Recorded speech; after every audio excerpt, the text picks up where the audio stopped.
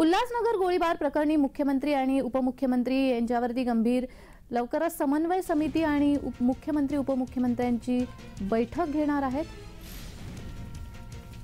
असे प्रकार खपवून घेतले जाणार नाहीत अशी सूत्रांची माहिती आहे। लोकसभा निवडणूक तोंडावर असताना असे प्रकार घडणे चुकीचे आहे।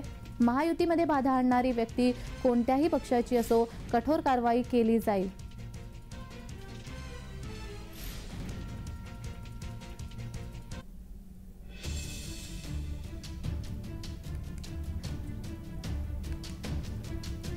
उल्हासनगर गोळीबार प्रकरणी मुख्यमंत्री आणि उपमुख्यमंत्री हे गंभीर झालेले पाहायला मिळतात। लवकरच समन्वय समिती आणि मुख्यमंत्री उपमुख्यमंत्री हे बैठक घेणार आहेत। असे प्रकार खपवून घेतले जाणार नाही असं वक्तव्य त्यांच्याकडून करण्यात येतंय। लोकसभा निवडणूक तोंडावर असताना असे प्रकार घडणे हे चुकीचे आहे। महायुतीमध्ये बाधा आणणारी व्यक्ती कोणत्याही पक्षाची असो कठोर कारवाई केली जाईल असं मुख्यमंत्री तसेच उपमुख्यमंत्र्यांकडून सांगण्यात आलेलं आहे। स्थानिक पातळीवरील वाद विकोपाला जाऊ नये म्हणून समन्वय समिती स्थापन केली होती। त्या समितीकडे आपले म्हणणे मांडले पाहिजे। महायुतीमध्ये सर्वांना न्याय मिळतो असं देखील सांगितलं जात आहे। लवकरच समन्वय समिती आणि मुख्यमंत्री उपमुख्यमंत्री यांची जाहीर बैठक घेतली जाणार आहे।